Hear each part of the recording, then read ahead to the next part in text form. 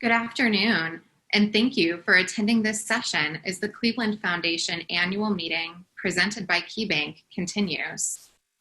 I'm Kate Terrell, Program Officer, Health and Human Services at the Cleveland Foundation. I'm pleased to present this breakout session, Lead-Free in the CLE, with my colleagues, Daniel Cohn, Vice President of Strategy at the Mount Sinai Healthcare Foundation, and Kim Foreman, Executive Director of Environmental Health Watch. Please feel free to use the Q&A feature at the bottom of your screen to ask questions as we go, and we will answer as many questions as we can as we draw to the close of our session. Thank you again for joining us today. And now let's get started. Dan, Kim, thank you for joining us this afternoon. Thank you. Much for having us. I'll kick us off with just a little bit of an overview of lead poisoning, how it happens, what it is, why it's important to our community.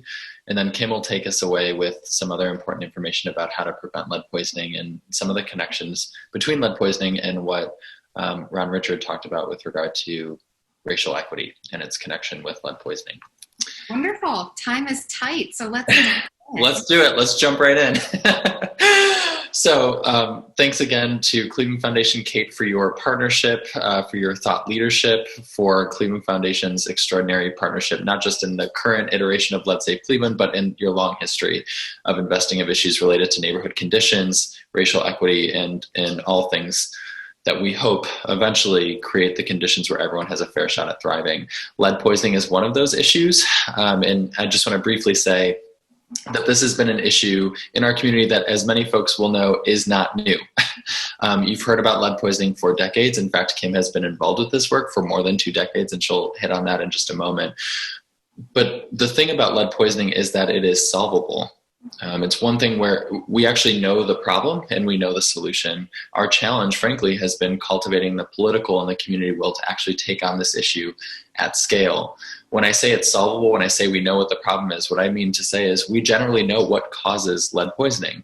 What causes lead poisoning? Well, kids can be exposed to lead poisoning in a whole host of ways. They can be exposed in water, certainly. They can be exposed through lead in soil. Foreign toys sometimes can contain lead, sometimes foreign spices and other things. But what we know in the Cleveland context, while all of that is true, that those are all potential sources of lead. In the Cleveland context, the primary driver of lead poisoning, bar none, is deteriorated housing conditions. Children can be exposed to lead by peeling and chipping paint within the home and around the home, and with leaded dust, meaning when you open a window or shut a door and causing friction, that dust that is sometimes kicked up in the air, especially in older homes, can land on toys, can land on the floor, can land in areas where children, and we're talking about babies, children 0 to 5, particularly 0 to 2, that are at highest risk of ingesting or inhaling toxic dust or lead chips. Why does it matter? It matters for a variety of reasons. We know, for example, that children who are lead exposed are 27% less likely to be on track for kindergarten readiness. It's really important, especially when children are before the age of 5, because their brains are developing so quickly, and lead comes into the bloodstream and then almost directly goes to the brain and other vital organs. We don't have to talk about the biochemistry, except to say that basically the effects of lead poisoning show up on an MRI, for example, like a serious head trauma. And that head trauma will follow children irreversibly. The effects of that head trauma will follow children irreversibly for the rest of their lives. Children, as I said, are less likely to be ready for kindergarten. They're 30% more likely to be involved in the juvenile justice system before they reach the age of 18, 34% more likely to be incarcerated between the ages of 18 and 23 than their non-lead exposed peers. They're more likely to need public assistance in early adulthood. Recent data from Cleveland specifically, these are Cleveland kids who have been exposed compared to their non-exposed peers, are 53% more likely to need TANF. When they're young adults. If they've been exposed, they're 40% more likely to need and acquire homeless services. So you name it, this is an issue that affects everybody. And the last thing I'll say here before I hand it over to Kim is that this is an issue that really affects many of Cleveland's children. In fact, 25% of Cleveland's children enter kindergarten already having been exposed. And we know that that is an undercount. And I know you're about to pass the baton to Kim, but for our audience, when you say more likely to need TANF, What are you referring to there? Yeah, so what we're saying is that children who are exposed to lead poisoning are ultimately, if we follow them throughout the life course, so we look at a child who's been exposed at the age of 2, we know they have a positive lead test, an elevated blood level, and we follow a child who has exactly the same life circumstances we control for every other variable in their lives between the ages of 0 and 23, what we can say is just alone looking at whether or not they've been exposed to lead, this head trauma, basically, because of that lead poisoning, they're more likely to need social services later in life, meaning they're less likely to attain a job, less likely to be economically self-sufficient, and a whole host of other factors that lead them to need social services. Thank you for that additional background. And Kim, Dan had just set you up with a beautiful transition that I stepped right into. But I'd love to hear from you a little bit on the background of lead poisoning in Cleveland and how circumstances have changed with our approach to the problem over the years. Yeah, so thank you for inviting me and allowing me to present to you today. But one message we want you to take home is that we can prevent this problem. We have practical applications, practical solutions. Research has been done, and we do have the political will to do this, but it does require a focus on the home as a root cause, because we can improve these conditions at scale across the city, the county even, so children don't come in contact with lead hazards. So now there's an opportunity to really look at systems, policy changes. I do respect the work of the history and the coalitions from the past because I've been a part of a lot of them. But this time is different. We're in a different moment, a different time, a different place. And there's a lot more energy from everyone to solve this problem. But we must always remember that we do need to understand the history of our communities. And Ron talked about systemic racism, and we need to understand it's going to take a systems change approach to solve for this issue. So, oh, sorry, you mentioned Ron's comments on systemic racism in the introductory remarks to the meeting. Would you be able to give us some background on how lead poisoning and systemic racism are intertwined?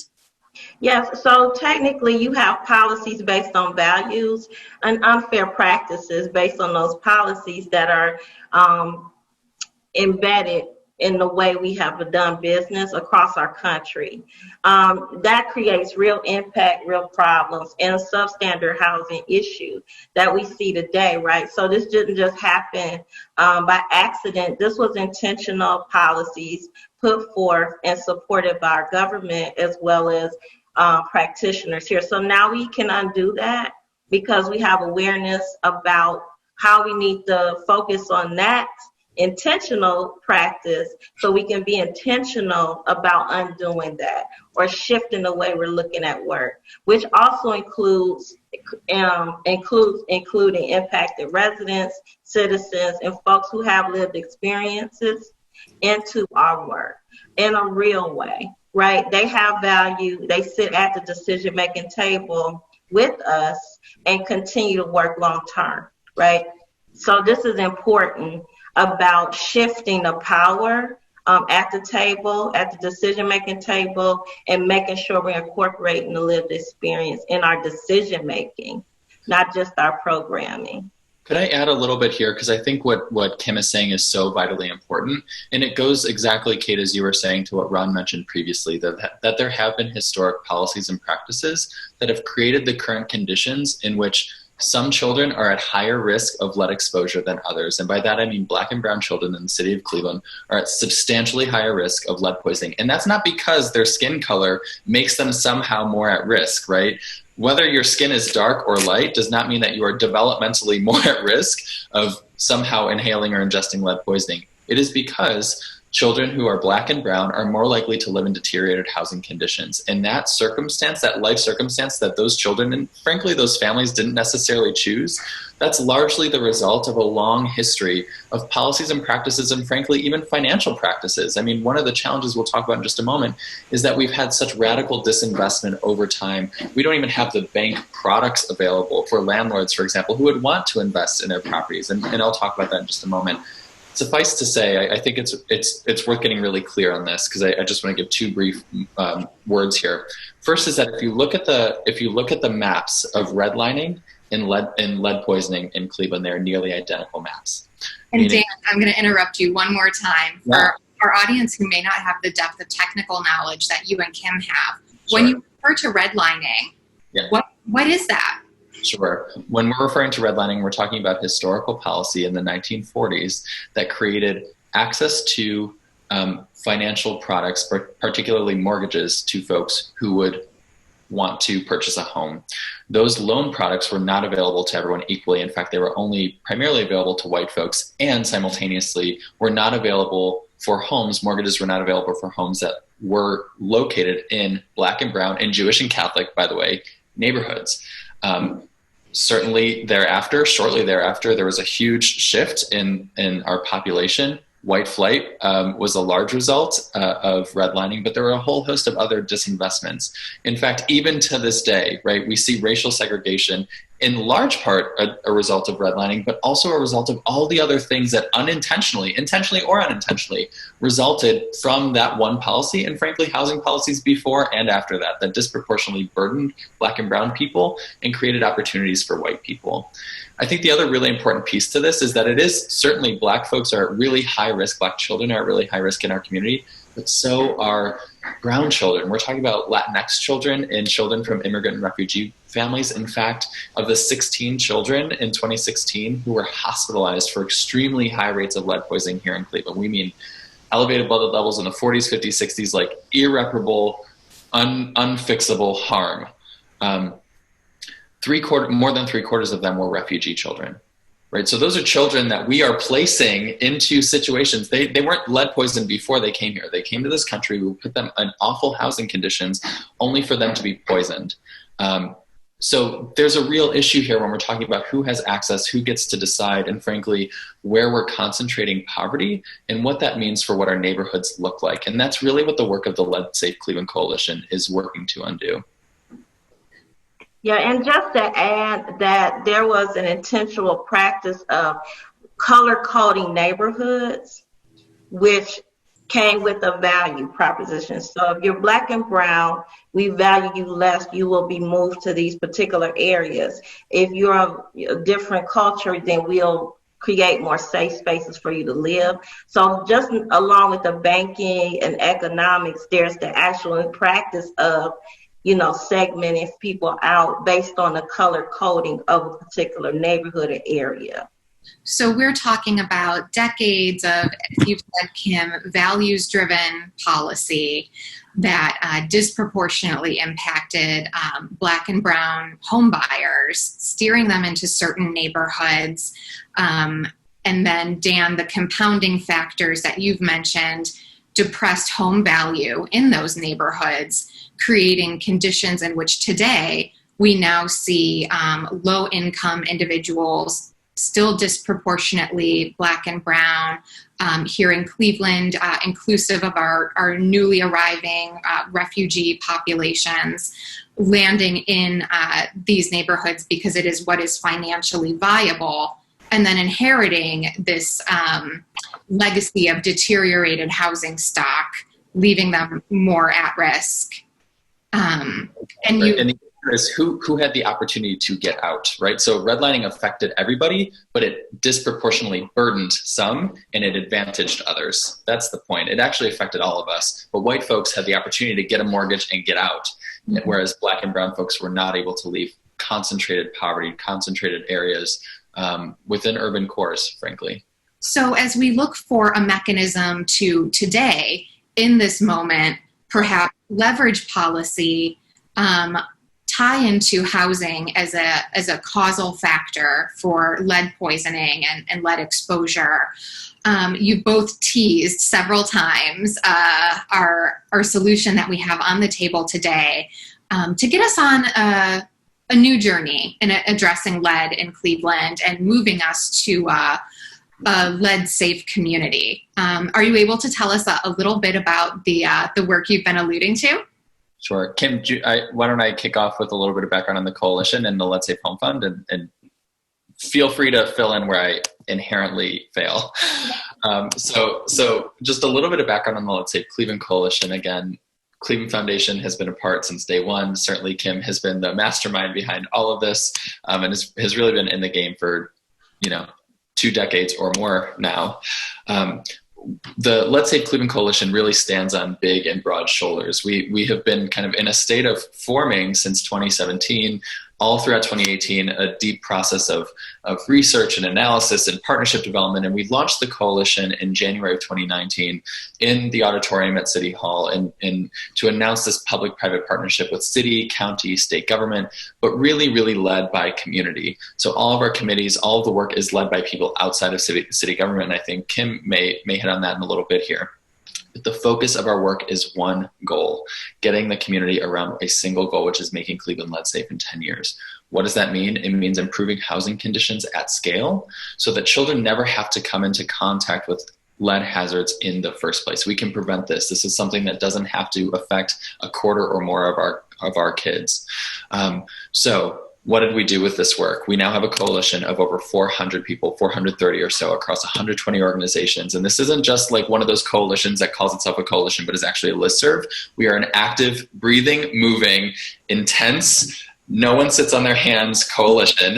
I know Kim works 24 hours a day. I'm sorry about that, Kim. But we do a lot of work. A lot of that work centers on policy and advocacy. We had a many months long process of developing 33 policy recommendations, which we as a coalition voted on, submitted to Cleveland City Council. They passed in July 2019. That happened very quickly. Of course, in partnership with our colleagues at Case Western Reserve, who were providing research and data analysis in real time. Kim Foreman and Environmental Health Watch were doing some really amazing community engagement work, hosting town halls, including one that was bilingual, to make sure that residents could take active part in co-creating democracy and co-creating the policies that would affect them. And that translated to what is now the lead ordinance, which will be implemented in March of 2021. What does it mean? It means that all rental properties built before 1978, and that's the year that lead-based paint, residential lead-based paint, was outlawed, and all rental properties in the city of Cleveland must be certified on a biannual basis as lead safe, meaning property owners, tenants, etc., are now responsible for ensuring that children living in those properties won't have the opportunity to be exposed to lead because they will have been repainted, they will have replaced windows or doors, they will have done low-level interventions, including deep cleaning, just making environments safer and healthier for kids so that they're never exposed in the first place. Now, to activate that, you can probably imagine most of Cleveland's landlords, believe it or not, are themselves low income. And what we did not want to do was create A, an unfunded mandate, or B, a situation in which we're requiring families to choose between a lead toxic home or having a home at all. We didn't want our policy and advocacy to push families to homelessness, to push rental units into vacancy. We didn't want to create the conditions. We didn't want to create a false dichotomy here of what housing quality can and should look like in the city of Cleveland. And that's really where the Lead Safe Home Fund comes in. So we've got this lead policy. I'm zipping through this really quickly. I realize there are a lot of details, but bear with me, and then Kim, please feel free, and Kate, certainly chime in. We've got this lead policy that requires all rental properties to be made lead safe. So landlords are responsible for upkeep and maintenance of properties in ways that they weren't before. That's all mediated through third parties. So a landlord goes out and finds a contractor who can do lead safe work. That lead safe work is completed, and then they submit their completion after they are verified as lead safe to the city of Cleveland, and the city of Cleveland says, check, yes, you are legally allowed to rent out your property. Now, for low income landlords, we know that that is going to be really hard. Many of Cleveland's properties are not all that valuable. This is a low value market. In fact, one of the lowest value markets, urban markets in the country. So the reality is that landlords and homeowners and others are going to need resources in order to actually help them comply with what will ultimately be a full scale change of how we do housing business in Cleveland. What does that mean, and how does that happen? We have created the Lead Safe Home Fund, which is basically an overarching pillar, an overarching umbrella term to define two different pillars of work. One of those pillars, which Kim can hit on certainly in a moment, is the Lead Safe Resource Center. That's our one-stop shop, our operational hub for all things lead safe. It's for community outreach, engagement. It's our friendly face for anyone who is touched by this new system of improving housing conditions at large, at scale. It's our home for organizing and tenant services. It's our home for compliance assistance for landlords and for workforce development, even a hotline. If you're a landlord and you're freaking out, you got a letter in the mail from the city that says in the next 3 months, you need to have a lead safe certificate in order to rent your property. You call this line, we'll connect you with the resources you need. That's the first pillar of the fund.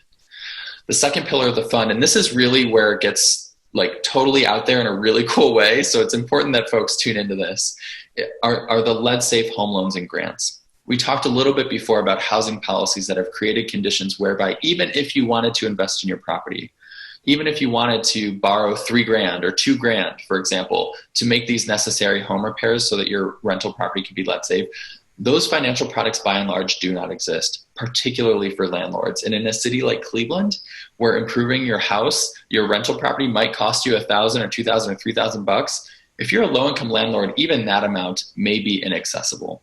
So we're working with banking partners, certainly with our foundation partners, with our corporate partners, to basically capitalize a stack of dollars that can be made available, both grant and loan products that can be made available for landlords, for landlord assistance to comply with the new lead law. We don't have to go into all the details, but suffice to say, this was after more than a year of research of really understanding literally the condition of every single rental property in the city of Cleveland and identifying every single landlord. We know every landlord. We know how many LLCs there are. We know how many are sort of mom and pop shops. We know how many live in the neighborhoods in which they're renting out. We know how many live outside of Cuyahoga County and how many live in California. We have a really clear picture of what our landlord situation looks like, and we know that we have to step up to the plate and assist them with complying with this new system. So that was a long-winded response, but I think what I hope to do is convey both how we're changing policy, how we're activating that policy, and the ways in which this is deeply connected to really changing neighborhood conditions in a way that is anti-racist at its core, reinvesting in communities that have otherwise not had access to capital. How was that, Kate? That was a long response. That was, but it was action-packed with detail. I love what you were able to share about reshaping our financial resources so that those individuals who have been denied capital to engage in these types of projects are now able to enter into the conversation on the financial side. But you also described a really robust series of wraparound supports, including hotlines, education, training and technical assistance. And it's my understanding that, Kim, you are the go-to person for A to Z on the wraparound resources. I'm wondering if you could talk a little bit about what informed the decision to make these wraparound resources available, that it is not just the financial piece, but you have this other set of resources to bring people into the conversation and carry them along, and how you see this side of the Lead Safe Cleveland Coalition's work adding value and helping to ensure the success and the longevity of what you're putting into place with the financial resources. Thank you. I mean, this is a heavy lift, but this is just an example of the power of true collaboration and not just discussing it or theorizing. We do have applications. We've been talking about this for decades, so now we have a real opportunity to put it all in a bucket and look at equity in action, look at new models and understanding who is all impacted. Not just the residents, the landlords are impacted. We can implement a workforce development process so that everybody has an opportunity to come and play a part in the solution on the ground through policy as well as practical application. So we do have an unprecedented collaboration here that's different from what we've seen in the past, because everyone, funders, policymakers, residents, all of us are at the table and we are putting in work.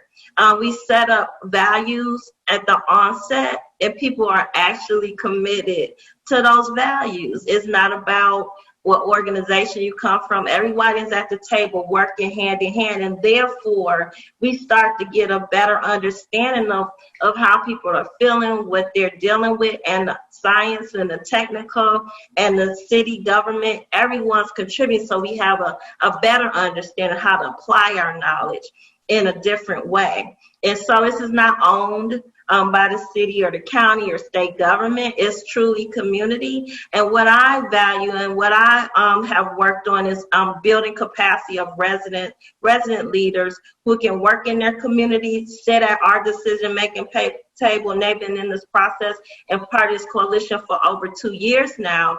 And so with people-centered as well, as which we talked about over and over again, but we are applying that idea. And so now that we have included everyone, over 40% of our steering committee is comprised of people directly impacted by lead poison. Our contractors, our consultants, our team over here are those same folks who showed their commitment without any pay, without any position. So now they have an opportunity to come into the resource center as a core to build out this policy change and infrastructure. So we're almost finished. We're there. There's still some work we have to do, but we have been here working through COVID and everything else to set up a real place that people can touch.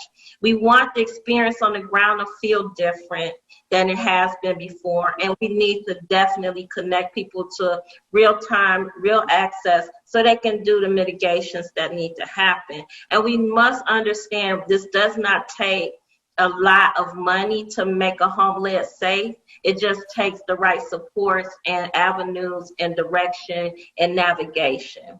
And so that's what we've been working on. And the new way of doing business, now we don't just talk about it, we can walk the walk. But the coalition has been walking the walk since we started. So the town halls were great. We piloted some community engagement strategies that we learned from that we can then apply to the entire city at scale.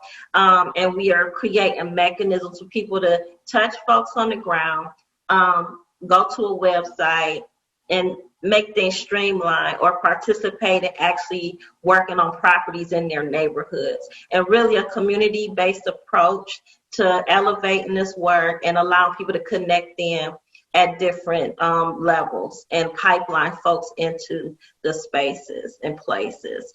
And so I've been doing this for 20 years. I'm a risk assessor. We've done mitigation here at EASW, practical applications that we've learned that we're working on now. But like I said, it's so important to really look around the table and be willing to make adjustments. If something's not working, we go back to the table. If somebody has an issue, we investigate that issue, right?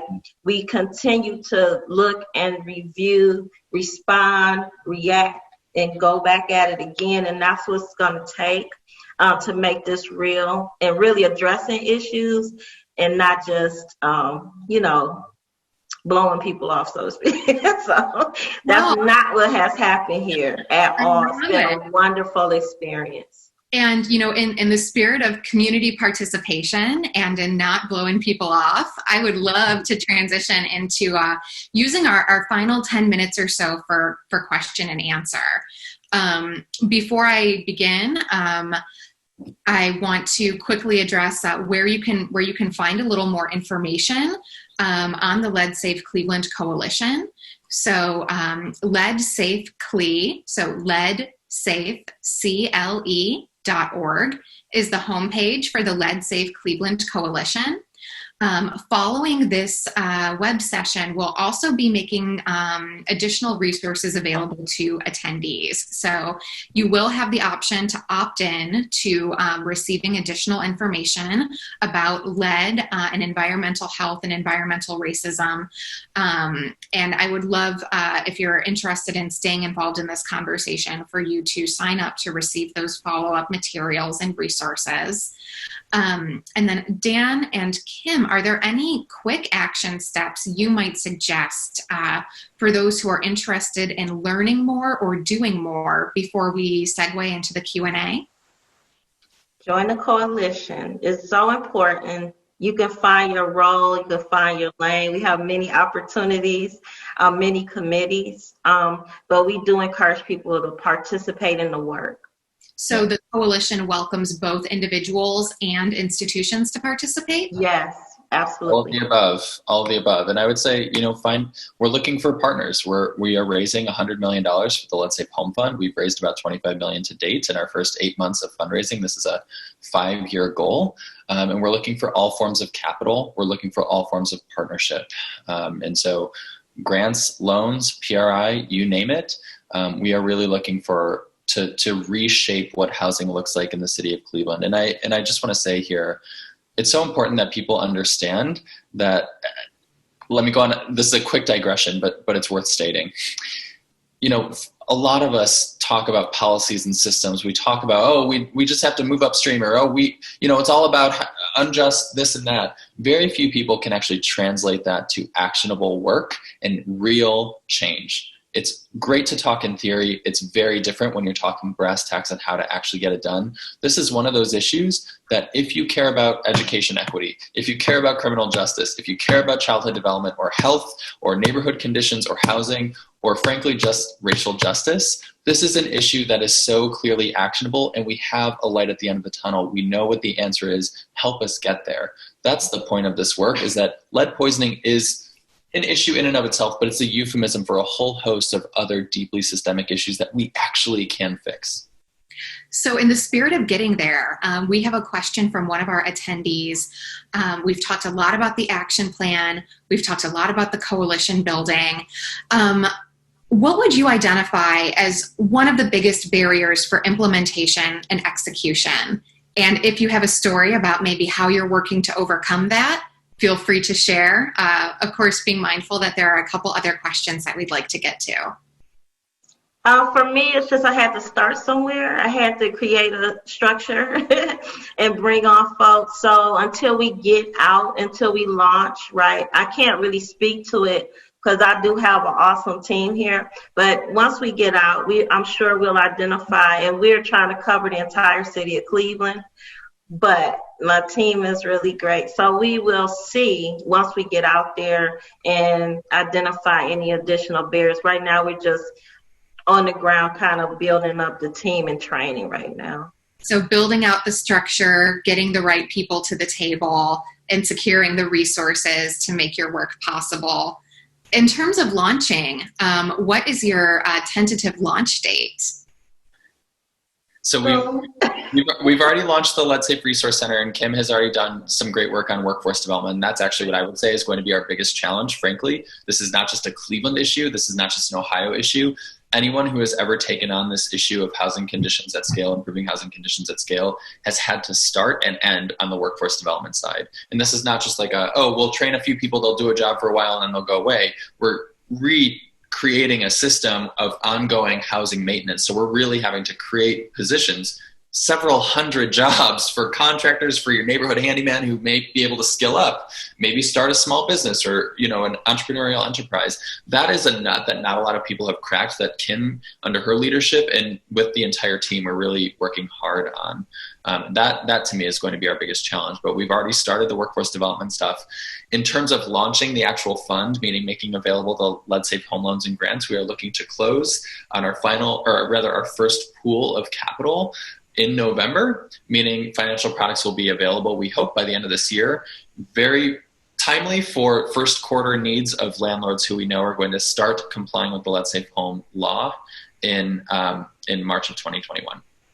So you mentioned landlords. Another audience question focuses on the landlord population. Yep. And we have a question from Aaron who wonders, how can we best connect with landlords to ensure that they're accessing not just the resources of the Lead Safe Home Fund, but support for other concerns that they may have as property owners and as those responsible for the quality and conditions of a property? Right. So, please. Well, two things we're doing. We definitely have a call center, right, that'll take calls and help folks navigate, but we also have a position, a tenant landlord liaison, Tracy Washington, who used to work for Cleveland Tenants. And so I created a position just for that purpose. Definitely our partnership, we can help a lot through the partnership and partners and resources that the city might have for folks that are out there, aside from what we offer. But we did set up a system here so we can actually connect with landlords, small, large, and we have a position just for that purpose. And And are there any other coalition partners who are assisting in this work? Yeah, that's exactly what I was going to mention. Thanks, Kate. So in addition to the actual work of outreach and engagement with landlords, in supporting their access to loans and grants, we've hired, as it were, CHN Housing Partners to administer the grants and loan side of the Lead Safe Home Fund. So Kim at Environmental Health Watch is administering the Resource Center. CHN Housing Partners is administering the home loans and grants. They are the largest affordable housing provider in the region. They are in final stages of becoming a CDFI, and they've already been a massive lender up until this point. The important thing, though, Aaron, because I think it's a really important question about what happens when there are other issues in the home, or what other resources can landlords, for example, access to really improve housing conditions, not just around lead. And that's one of the great skill sets and one of the great perspectives that CHN, for example, brings to the table. They are our largest provider of LIHTC. They already do weatherization. And whether you replace a window through the Lead Safe Home Fund, a grant through the Lead Safe Home Fund, or through weatherization, both of those things, whether you get the capital from one bucket or another, result in a lead safe status. So what we need, and what CHN brings to the table, is a matrix of different resources. They can creatively braid resources, whether it's coming from the federal government, state government, county government, from the Lead Safe Home Fund, to get landlords the resources that they need, both with regard to lead poisoning, but with regard to weatherization and all the other things that landlords are either expected to or incentivized to invest in their properties. So that's really an additional kind of carrot for landlords, is that they'll have a suite of other resources they can tap into. And one addition is through the workforce training process that we're vetting contractors. We'll have a public list for homeowners and landlords to access as well. Wonderful. And we have one last question about policy. So you mentioned that policy had been a major driver in both the origins of the lead issue here in Cleveland. Housing policy over time helped to create the circumstances that we're in today. Policy was also what helped to kick off the Lead Safe Home Fund, in the sense that Cleveland City Council passed a Lead Safe Home Ordinance here in Cleveland. And that's one first step, right, on our longer journey towards a healthy and thriving Cleveland. As it relates to lead poisoning and lead remediation and abatement, what other policies might you have on our wish list? Are there other policy levers we could be pulling on that would be helping individuals and families who have been impacted by lead, or to prevent future generations from suffering these consequences? Dan, you're on mute. I'm on mute. Briefly, three very quick ways. The first is source of income protections. One of the other challenges is that even if families had access to, or were able to move to a region or an area that has lead safe housing, often because they get public assistance with housing, they are not able to move. They are restricted by landlords from moving. So that source of income protection work that's already happening at the county level is going to be hugely important for the for the equity lens, and B, as an additional incentive for landlords to invest in their property so that they can retain their currently existing tenants. That's one. The second is we are looking right now, we actually just finished and are going to be releasing a report very soon on lead safe childcare. We worked with Groundwork Ohio and Enterprise Community Partners to take a national and a statewide scan looking at who's doing what to ensure that children in childcare are also protected from lead. It's highly complicated. There are Ohio Department of Education regs, there are Ohio Department of Health regs, there are Ohio Department of Jobs and Family Services regs, and making sure that all of those actually align with each other to create really clear expectations and supports for already low income, often childcare providers, to actually make their centers lead safe is hugely complicated, and one that we're going to have to lean into. And then the third and final one, which I'm forgetting, so I'm going to stop talking. Thank you for that transition. I think it's also important to note that we have policies on testing and children that should be tested, and enforcement. You know, sometimes it's not a new policy, it's just enforcing what already exists and making sure we get up to standard of how we're testing and enforcing the testing of children. Well, wonderful. And as we come up on 1:30, I want to thank both of you for being here today, for sharing your experience, your expertise, and both your perspective on, how we got here and where we can go next. Again, I'd like to remind our attendees to sign up for any follow-up materials that we'll be sharing. And you can do that as part of the community survey process. And again, Dan, Kim, thank you so much. This has been a wonderful afternoon. I'm glad that we were able to spend this time together and with those of you in the audience. Thank you again for attending today's session, and we hope that you enjoyed our presentation. And please join me in giving a virtual round of applause. Thank you. Thanks so much for having us. Following this, you'll receive an invitation to take a brief community survey. We greatly value your feedback, so please consider sharing your thoughts on today's event, as well as your vision for Greater Cleveland. Kim mentioned the importance of community feedback and engaging on-the-ground stakeholders, and we welcome you to take this opportunity to share your vision with us. We'll also be continuing to host events throughout the week. There's still time to register for additional annual meeting activities that are taking place on Wednesday, Thursday, and Friday. So please take time to check out the rest of our series. You can find that information on www.clevelandfoundation.org/annual meeting. Thank you and have a great afternoon.